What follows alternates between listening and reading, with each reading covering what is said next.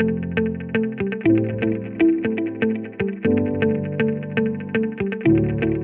interaction, and we opt to use a transport-based analysis, and then the resulting dynamic screening effect and surface plasmon resonance.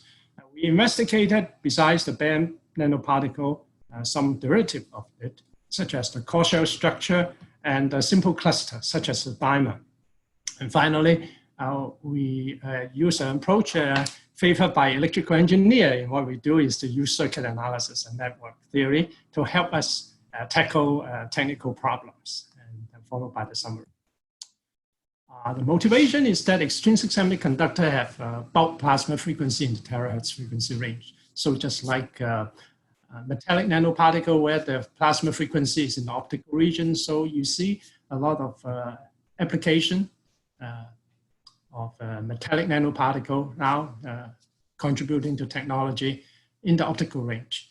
And likewise, we would expect semiconductor nanoparticle will play similar role as to metallic particle in the optical region, but because of plasma frequency, it's in the terahertz range. Traditionally, this was a very challenging frequency range because there's a lack of high power sources and also even detector. But in recent years, a lot has happened in the terahertz range, and we believe that nanoparticles semiconductor has a great potential for contributing to device and sensors and system element development in the terahertz range. Now, traditionally,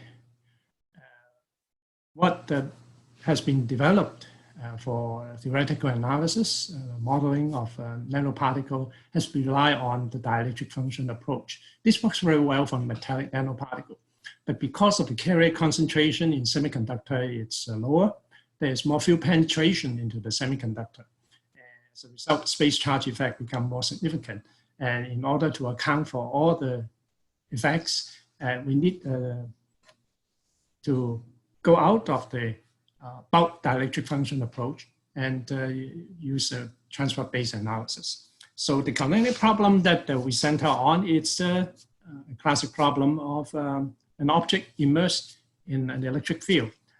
Because of the size of the particle in this range, is that it is much smaller than the free space wavelength. So we could use a quasi-static analysis, and then we can assume that there is a uniform linear polarized wave, electric field, and we immerse the particle in there, and then we count for the polarizability.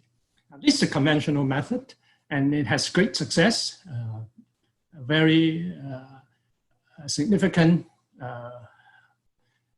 research monographs have been written based on dielectric function approach, beginning with Helmholtz in the 50s books, and Kirker's book on scattering of light by particles are, to a large extent, based on this approach, the dielectric function and the derivative. Here, the epsilon is the complex dielectric function characterizing the particle material. Now, successful for polar molecule type, polarizable material with bound charge. And people found that in the case of conductor, one can actually augment this dielectric function with mobile charge response using very effective model with long history, such as the Drude model for bulk region with relaxation time. And it works very well. It successfully accounts for the peak of absorption of the surface plasmon resonance associated with metallic particle in the optical region. When we try to implement the same arrangement to a semiconductor nanoparticle, that it works well.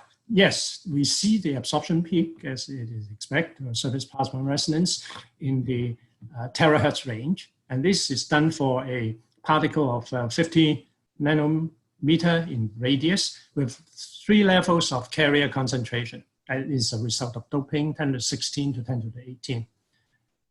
Except in the low frequency limit, as indicated by the red circle here, no matter how we change the carrier concentration, low as it may be, as long as there is mobile charge, it always converges to the limit of a unity for the normalized dipole moment. Here's the left graph. It's the real part of the induced dipole moment, and the right is for the imaginary part. And this certainly shouldn't be the case, because in the case of semiconductor, if we lower the carrier concentration or even become an intrinsic particle, we should expect it to approach that of a dielectric material. So this part is a result of the fact that using bulk parameter to characterize phenomena where surface effect becomes significant, the collective excitation cannot account for the boundary condition at the surface. And we observed this and reported this in our paper in 2006. Then we concentrate on the low frequency part to try to fix the problem. And so we look at, say, for example, in the static case, intrinsic semiconductor particle, so by the first equation. And this is what is usually referred to as a form of the Poisson-Boltzmann equation. Boltzmann comes from the fact that the right-hand side we see Boltzmann statistics.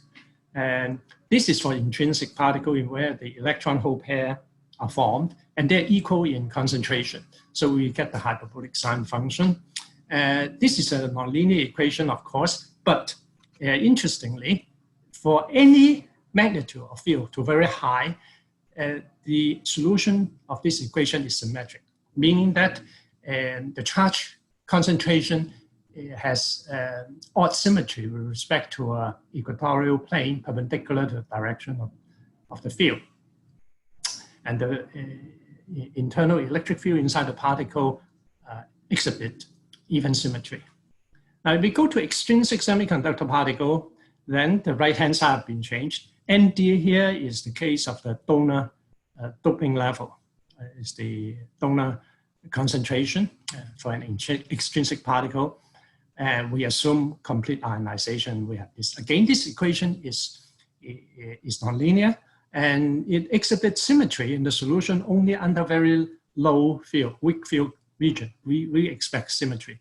But as the intensity of the applied field increased, we lost symmetry. Now here we see the result of the static case. For two particle carrier concentration, the blue curve represents that of weak field situation, and the red curve indicate the case for very strong field.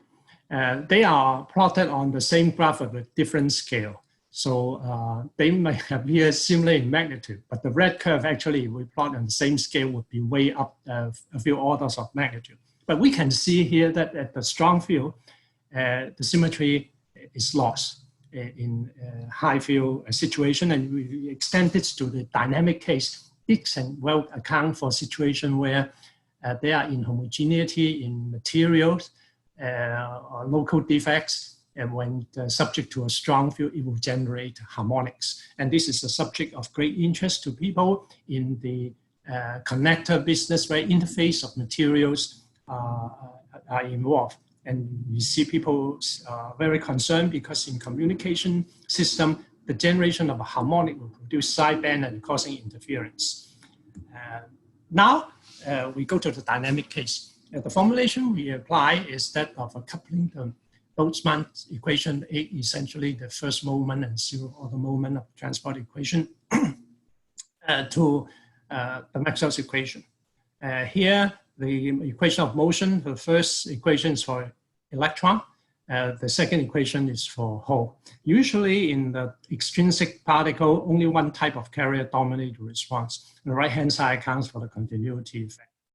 Here is what is critical in the consideration is the boundary condition. It is necessary to separate the displacement current as boundary condition from the conduction current at the surface.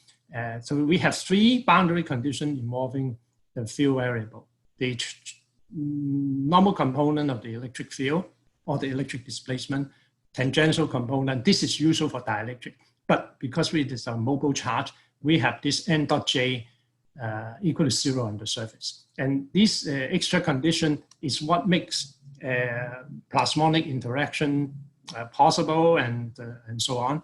and to reveal to this. And this is what makes the difference between the transport formulation and the bulk dielectric function formulation. On the left-hand side, we see quasi-static assumption is valid. The potential here is time-dependent, but it's like a static potential. So this is what we do. Now, when we apply this, on the left graph, when we see in the low frequency range, the three curves no longer merge together. We are able to distinguish between the low frequency response of particle with various nominal carrier concentration, different. Just to remind ourselves, you see, if we use dielectric function, you see the low frequency region, the real part, all converge to unity. So this is what the prompt provided us, the evidence of the necessity for transport base. And also, using a transport formulation inside the particle is not considered a homogeneity, and it was able to see the space charge effect. Here we see the real part of the charge density at two different frequencies. On the left, it's the low frequency range, only with 1 terahertz. On the right, it's a particle carrier concentration on at 5.68 terahertz, very close to the bulk plasma frequency, and is higher than the surface plasmon frequency. And we see as the frequency is increased, there's more field penetration, and also the polarity of the dipole moment is opposite the applied field. And in this interesting range, if one want to look at the material, the effective dielectric constant actually can become negative. And it is a very important property of surface plasmon effect, and is impetus for the creation of metamaterial to produce inductive reactants without using magnetic. It's done at the lower frequency range using a split ring structure of metal for the microwave range. But here in the terahertz frequency range, using semiconductor nanoparticle can achieve a similar effect without having to produce ever increasingly smaller dimension as the frequency increase of metallic elements. Now we turn to looking at the current distribution. And this is the current distribution in a particle at the relatively low carrier concentration at a low frequency, and we see the current all pass through the center, which is perfectly fine. But we found that if we increase the carrier concentration using a quasi-static analysis, the current will always go through the center of the particle. And so we found that there is some inadequacy. We should expect as the carrier concentration becomes higher, it becomes more conductive, current would stay at the surface, skin effect. And this work was an investigation from the thesis of Ming Yan and Tao Shen. They both work on this problem, and we have to bring in the other Maxwell's equation, not just the Poisson's equation. Here in the standard form of following from working with Maxwell's equation, we see the inhomogeneous Helmholtz equation on the right-hand side is the charge density. And in the case of this charge transport formulation, the right-hand side, the charge density together with continuity equation and the diffusion action and so on leads to the second equation. And this is what characterizes surface effect. And we see as we define some parameters out of this and going to obtain the full wave solution. Fortunately, we're able to obtain the closed form of the solution, and we can check with numerical simulation as well. And the result of the calculation shown in this graph on the very left is the carrier concentration along the z-axis where the field is, direction of the field is applied. The upper curve is for the charge density, real part of the charge density, and the lower curve is for the imaginary part of the carrier density. And we see here, certainly the charge stays close to the surface, and within a couple of Debye lengths, the electric field is essentially shielded away from the interior of the particle. It's plotted in the center. Instead of plotting the real and imaginary part here and the center part, you find it more convenient to plot the magnitude of the field and its phase angle. And on the right-hand side, we see the difference. If we use a quasi-static analysis, we see the straight line across the particle. But if we use a full-wave solution, we see there is a dip in the current density, as it should be. And if we go to even higher carrier concentration, eventually the current will stay on the surface. Now, this is a color plot of a heavily doped particle.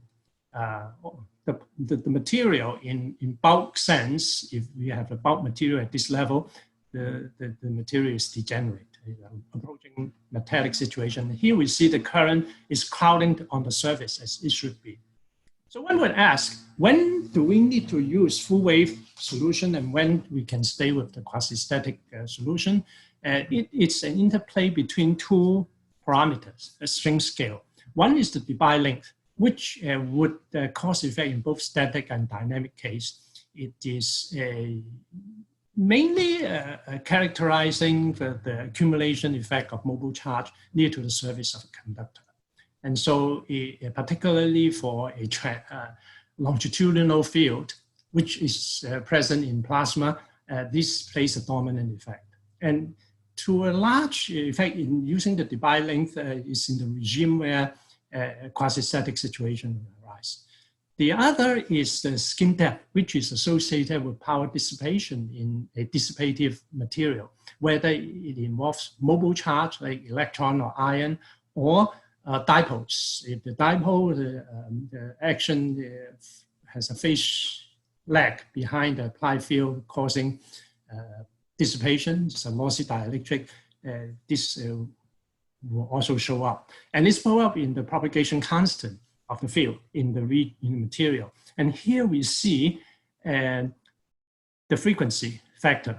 So if we go to static field, this would be gone. So skin effect is strictly a dynamic process, whereas the Debye, a screening effect, is present in both static and dynamic case. So whether we should include this really depends on how the skin effect is compared to the Debye length. And for the lower frequency range and moderate doping, skin effect is not significant in semiconductor particle. Now we again would look into the other aspect of the surface plasmon. And we see it's a skin effect, I mean a surface phenomena all the way through, or at some point, the inertia effect of the charge shows up when the applied field frequency becomes high. And when we plot the charge distribution, the real part of the charge density across the particle, and we see that at low frequency, at the green and the blue curve here, they are below the surface plasmon frequency, we see the charge stays on the surface. So it's characterized essentially by the Debye length. But as the frequency increase, say in 7 terahertz in this case for the particle, is above the surface plasmon frequency. At this frequency, the inertia effect of the electron, we're assuming an n-type particle, so it's electron, it's the mobile species, would show up. And they are not able to follow the applied field immediately, instantaneously. As a result, we see a standing wave build up. So it is no longer a surface phenomena, the plasmonic response, and it is about phenomena. And to visualize the situation here, we do a change. The applied field is vertical now. So we see at low frequency, 0.1 terahertz, a nominal doping level of 10 to the 18th. The electron will stay at the lower region, and the uncompensated donor ion will expose the positive charge on the North Pole region. Now, if we look at the imaginary part, well, it's a phase change, but smaller magnitude.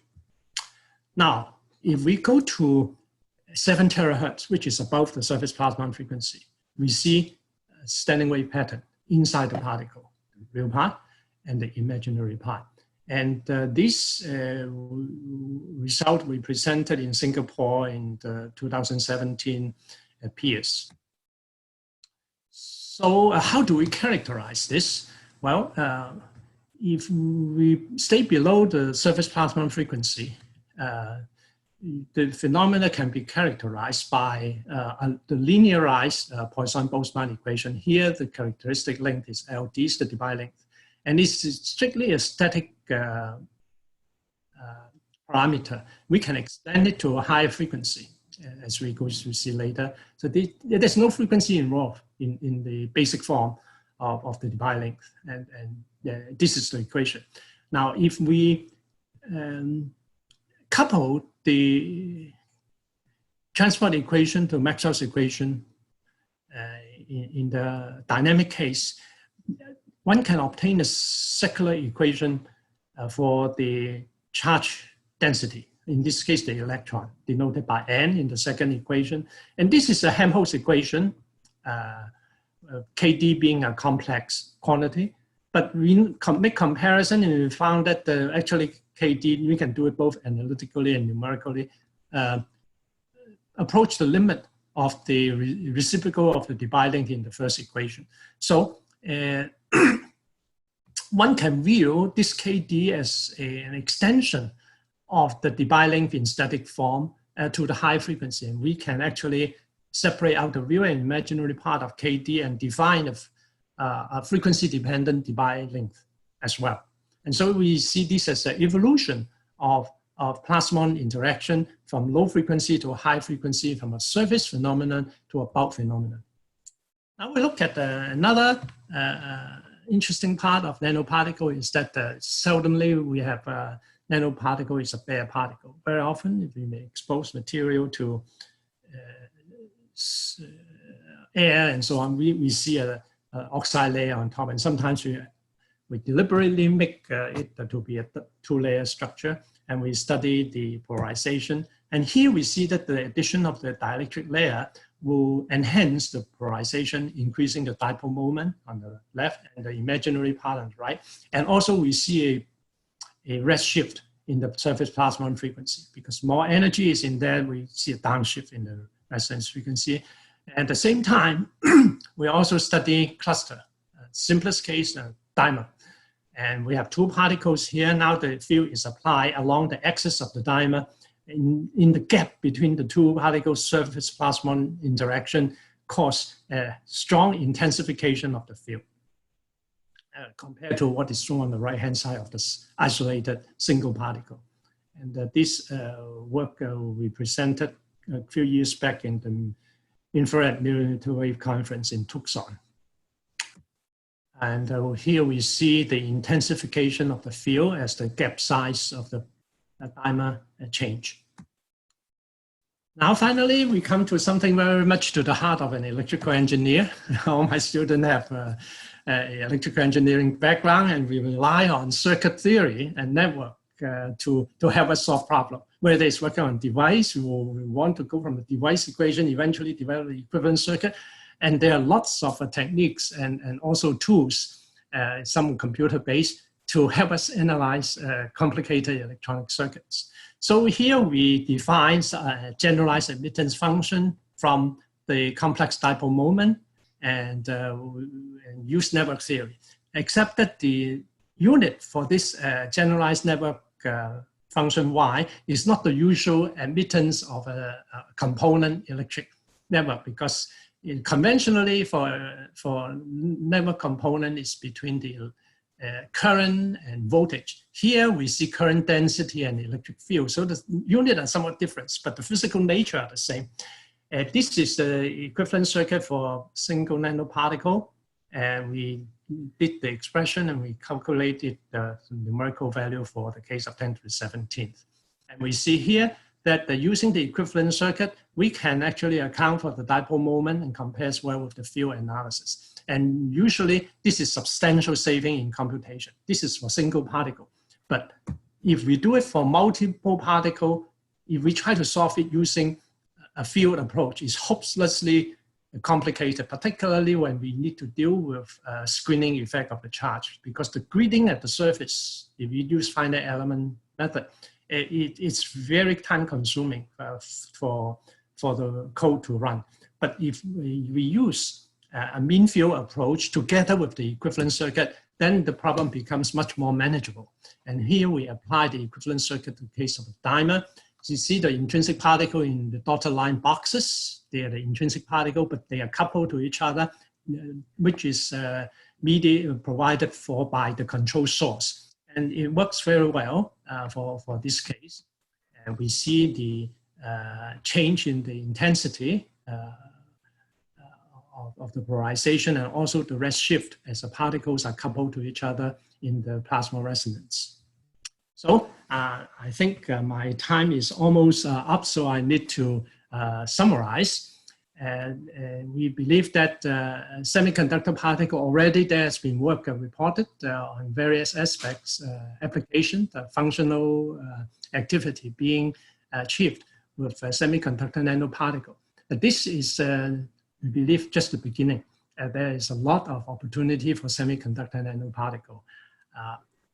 When done in conjunction with the vast amount of knowledge on the microfabrication from the semiconductor industry, together with chemical methods such as self-assembly and wet chemistry approach and the various lithography approach to enable us to engineer new material, composite material, to perform useful functions.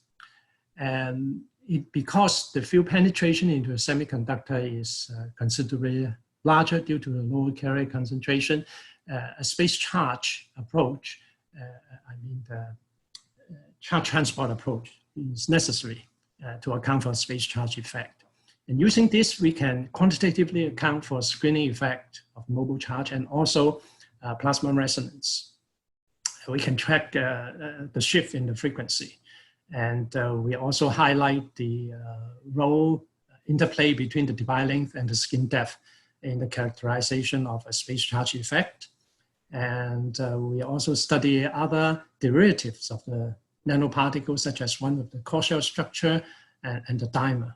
And finally, we developed some network approach to help us study and hopefully design new form or clusters of nanoparticle for future technological use.